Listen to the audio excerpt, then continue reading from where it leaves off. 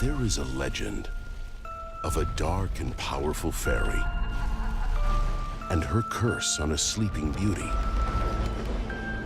You know the tale. Do you want to know the truth?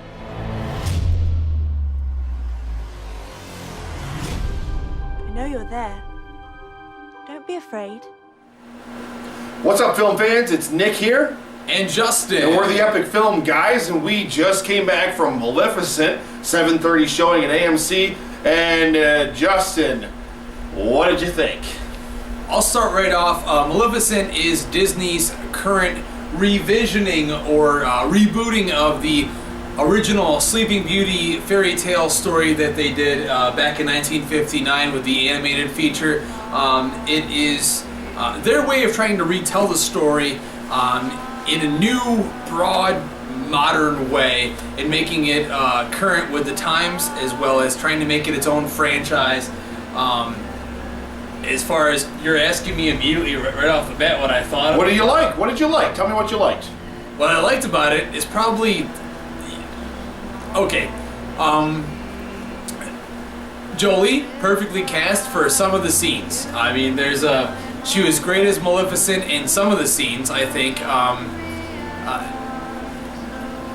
You got me, my arm around my back here, and it's pulled really tight. Feet of the fire. Feet of the fire. I mean, overall, there wasn't much to like here. There really wasn't. I went into it with an open mind. I had watched the trailers. I'm an original fan of, obviously a lot of old Disney movies and the original Sleeping Beauty film. So I had a lot of promise that this could be good, but other than the trailers, I didn't follow it very closely. It wasn't something that was a big deal to me. So after seeing it tonight, I mean, there was a couple of good action sequences. There was a really good battle sequence. And there's some cool flying scenes, but aside from that, I mean, there wasn't much for me to like. Nick, what did you like about the movie? I mean, come on, really be honest. What did you like about the movie? I thought that this movie was fantastic as soon as it was over. This was a train wreck on film, and he is going to be way nicer than I'm going to be about this pile. Jolie was pretty much the only redeeming factor in this film, and even that wasn't enough to save it from being an abomination. It was friggin' terrible. I hated this film. Absolutely hated it. But before I'm gonna get venomous here tonight, and I want to pitch it back over to Justin to talk a little bit about what you thought about the production design and things like that. Well, here's one thing about the film. Disney's got their cards perfect as far as the production design. The director, it's his first time directing a film, Stromberg. He actually worked on production design on Oz the Great and Powerful, Alice in Wonderland. So the man visually knows where he wants to take the movie as far as the look of the movie. He did work on Avatar as well. So I gave him some credit first and foremost. The film looked like it was shot very well. A lot of unnecessary CG moments. I mean, the three fairies in the film, and I'm sure you'll get to that as well in your piece, which are actually main characters in the original Sleeping Beauty cartoon. In this movie, they're kind of like left in the background. I mean, they're there here and there, and the plot holes come when they're not there. But really marginalized, I would say. They are, really and when they're done, though, they're done with no purpose, and the CG is unnecessary. You could have just shot them practical and shrunk them down.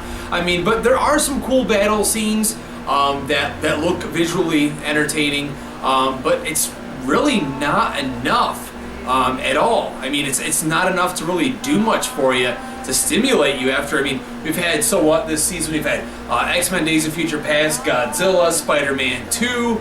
After those, I mean, and seeing this, it really wasn't. Especially coming out of X-Men last week. It was, yeah. This was abysmal. This was, I'm sorry, but this was a terrible, terrible film.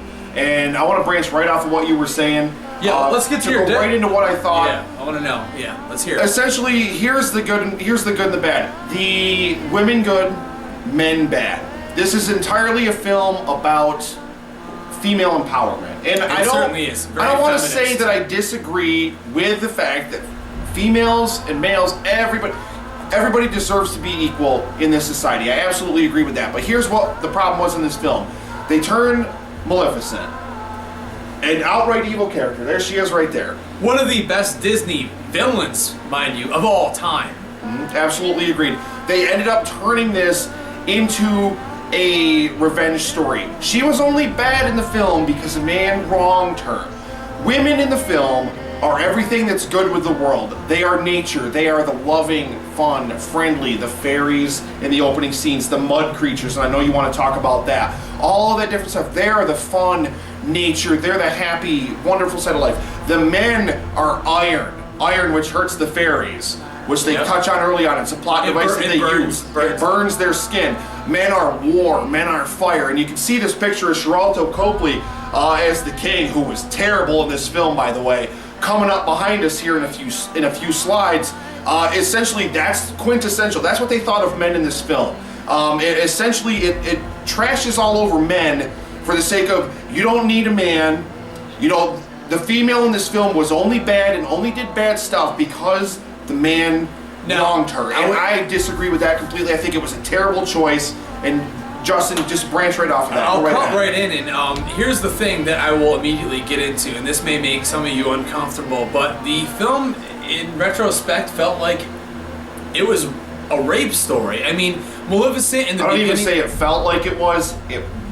Right. I mean, point blank. The film starts off, we have Maleficent as a young character, and she is a young fairy. She's got wings. She meets this young boy, and she falls in love with him on her 16th birthday. They kiss, but then it, quote unquote, from what the narrator says, it's never meant to be. Then you see her like about 4 years later, and the young boy who wants to become king ends up coming back after the king tries to challenge this else world, which is basically Maleficent's character and all these different creatures, these wooden creatures that come out of the ground. The forest, the innocence, the innocence, of the world. Yep. Which is very visually stunning, mind you, but when it happens, there's a very cool battle, which I actually very much enjoyed.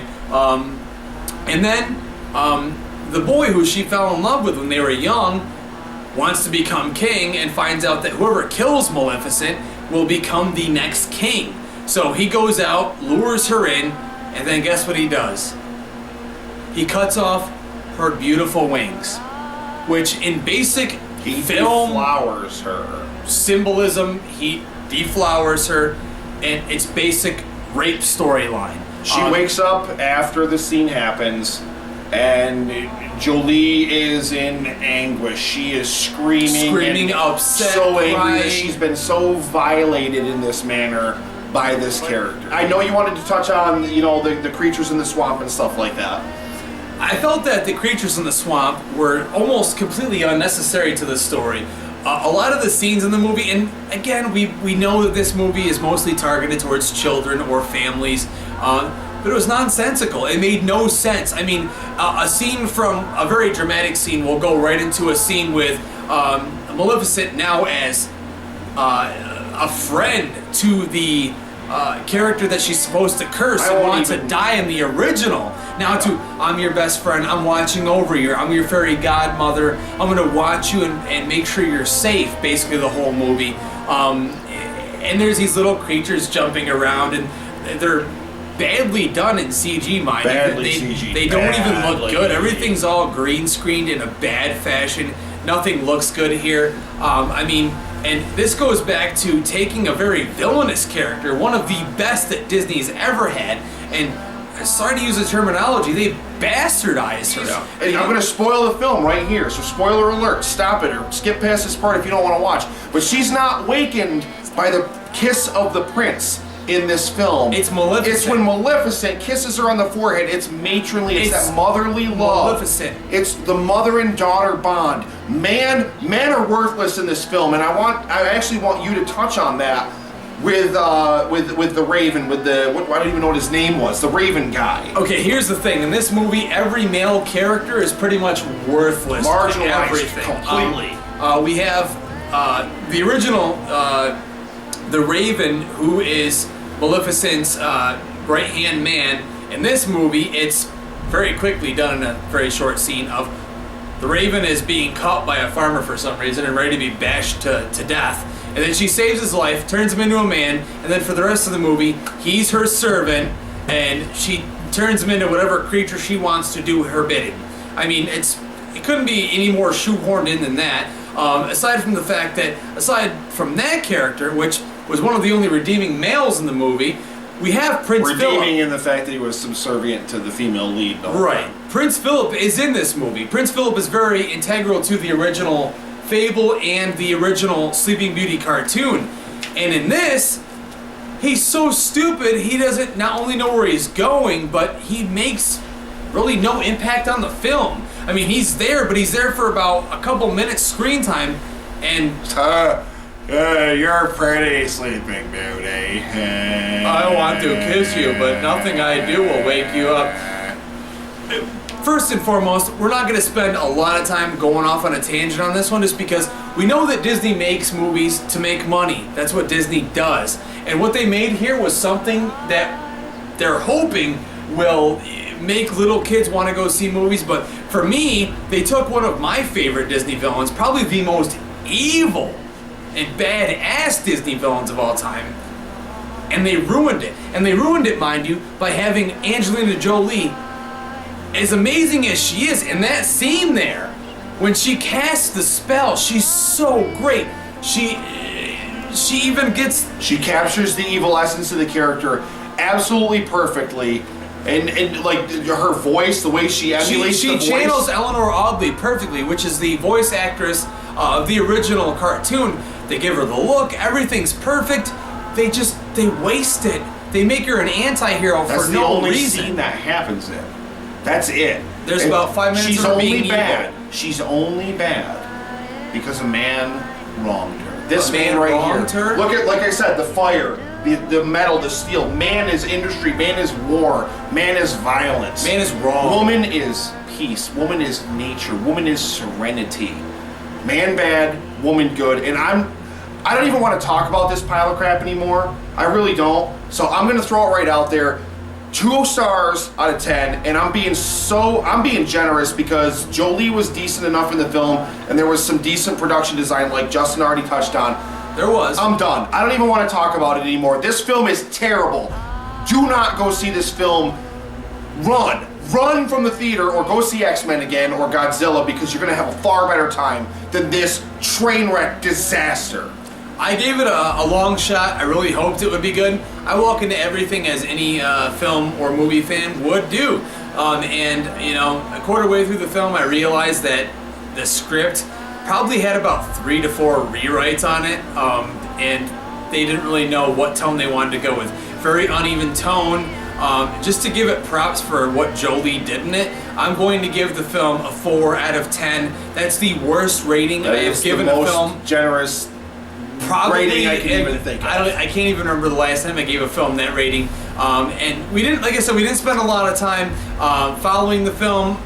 Very short, just because you never know what's going to happen with Disney. They're hit or miss. I love Disney. I grew up loving them. But this movie just sorely lacks everything. This is what this film needed. What it is. This is what the film needed right here. They phoned it in Classic more than Maleficent, once. right and here. They change it.